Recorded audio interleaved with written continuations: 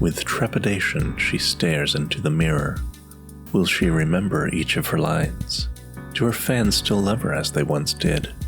She touches the mother of pearl covering her neck, rubbing them like rows of worry stones. Her time is up, no more procrastinating.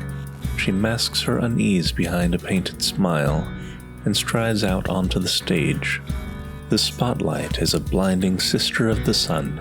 Her attire gleams and glitters, a picture of elegance, the leading lady with perfect poise. They'll never know how fast her heart is beating, how she hangs on each word of her show's reviews. Her fans will never know the sacrifices, the skipped meals, the sleepless nights. She shines like a star on the stage, but in the silence of her bedroom, she gets no rest.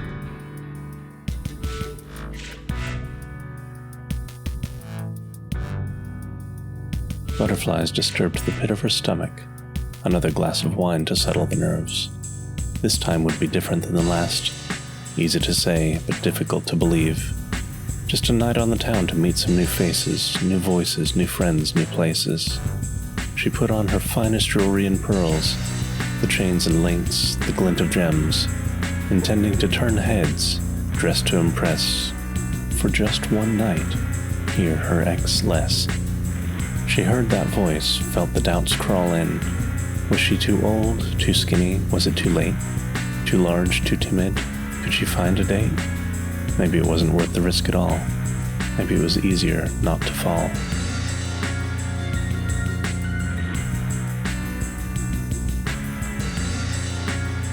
She wasn't like other girls.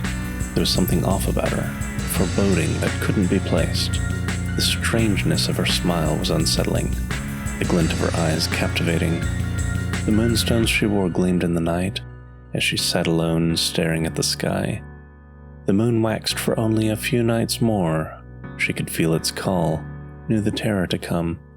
Another night she could remember nothing of, nothing but the flash glimpses of horror, the screams of her victims, the blood on her hands. Resigned to this fate many years ago, she lived a life alone in a world between worlds, a world of dark with only one guiding light, the pale moon and the cold wind of the night.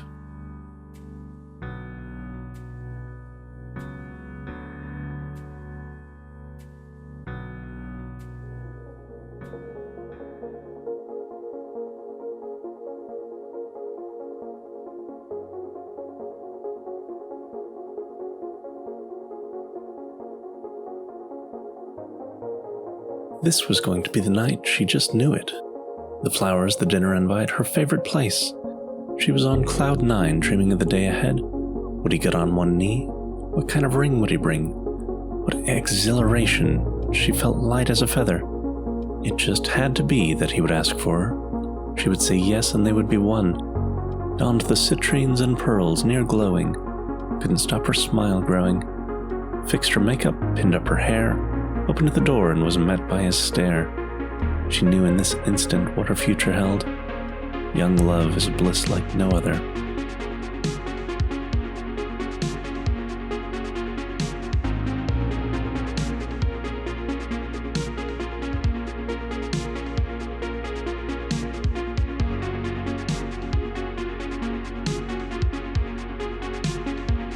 Hardship had no hold over her, the few understood why. She had known her tribulations and trials, had suffered and mourned, and felt loss and heartbreak. But each day she was renewed by the radiant sun, delighting in the smallest of things, cherishing each breath. Inhaled the purity of the universe, exhaled all of her pains. Just a few years ago she knew only pain, bedridden with only doctors for company. With remission, she awoke with her personal truth. There was only this, there was only now. Each day was a gift to take pleasure in. Even the most difficult hours were precious. She did not know how many she would have. There are few who do. She had seen her mortality, and she learned the greatest truth. No longer did hardship have hold over her. She would only make room for the gratification of life.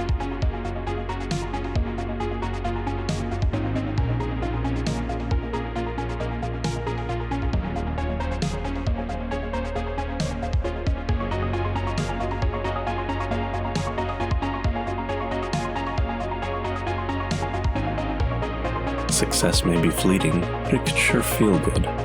Living the high life as the idol of many, drifting between galas and reserved nightclubs, rubbing elbows with celebrity and the well-to-do. The ecstasy of gold was a unique sort of feeling. It was the rush of another heist gone off without a hitch. She may not look the part of a jewel thief, but she delighted in the spoils of a job well done. Twisting filigree and polished sunstone would fetch a pretty price. Perhaps she'd set her sights on diamonds next. She had enough, but she wouldn't stop there. No longer was it about the money. It was the euphoric high of the con.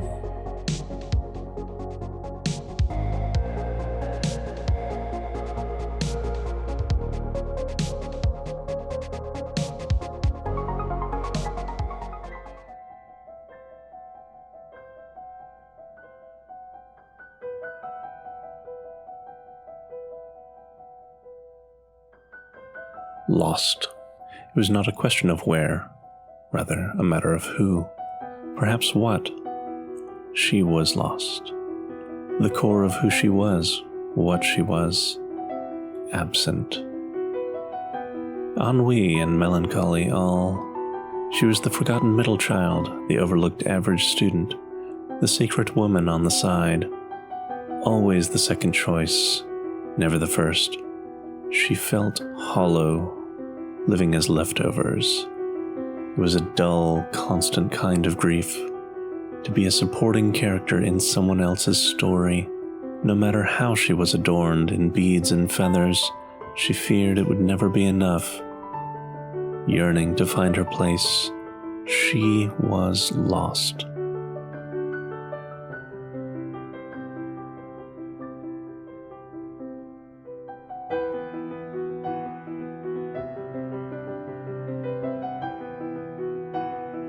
The house felt empty, even though it was filled as a home should be. Her husband, their 2 children, a living room assembled from a Sears catalog, fully furnished and stocked kitchen. Still, she felt nothing. A discontent which stuck to her ribs like glue.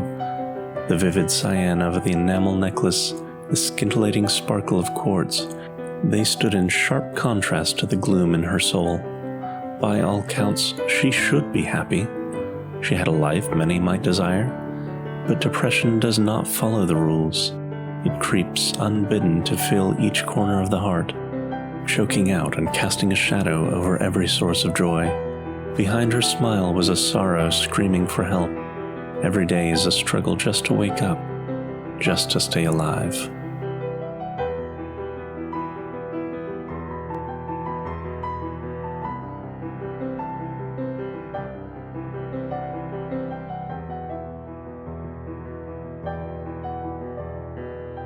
She sat alone at the bar, drinking in her desolation, but misery sure does love company.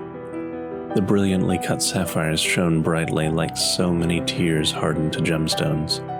A stranger a few seats down smiled at her. She smiled back, but it didn't reach her eyes. Would the rest of the night play out like so many others? A one-night stand, passion and sweat. An awkward conversation in the morning, no phone calls or texts to follow up. Not until they wanted more, anyway.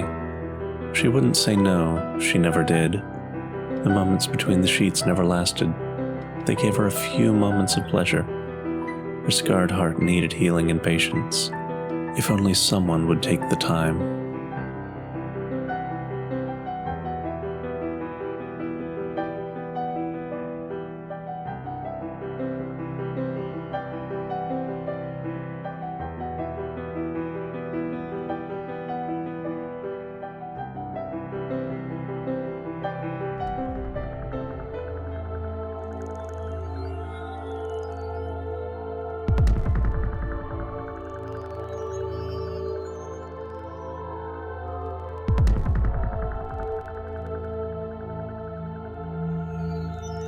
The madness had consumed all of her thoughts. Fury was lodged in her heart. It burned and consumed her, the inferno building with each beat. The heavens cracked open within her skull. Light flooded her thoughts. She was the harbinger, the instrument of this world's end, scourge of all mankind.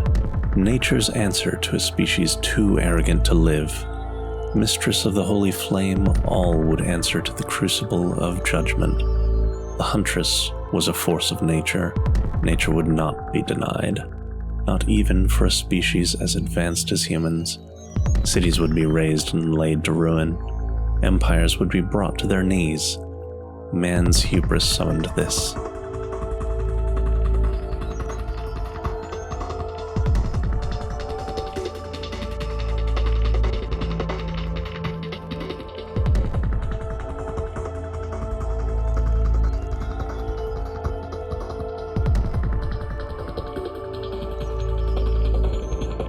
It only took a moment, a single crystalline instant. She saw red. Then only blackness followed, a gap sat lodged in her memory. Some nights, images flickered at the edges of her mind, echoes of that fateful day, sounds of voices moaning, flashes of her husband entangled with her sister, the sheets and pillows strewn across the floor, bursting unwanted into her nightmares like gunshots. She carried herself as if nothing like this had happened, like her life had not been turned upside down. The gold weighed heavy on her neck like the weight of guilt. Garnet shone like spilled blood from her wrists and ears. She had nowhere to go but to her trial, no one to meet but with her lawyer. Hell hath no fury.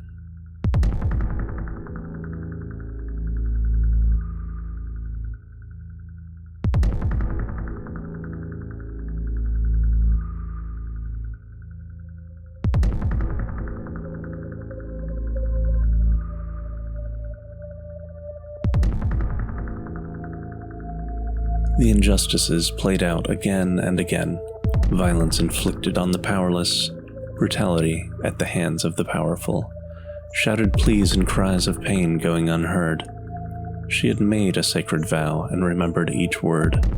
The world was upside down and the people needed a champion. The time for vengeance was at hand. She heard the pleas and would answer.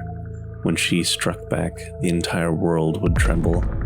The violence she would bring would be terrible, unyielding, cruel, swift, and merciless, against faceless oppressors who showed no mercy. And if she lost her life in this sacred purpose, her fight would be long remembered, either written in history, hailed as a heroic martyr, or condemned as a vicious murderer. Time alone would tell.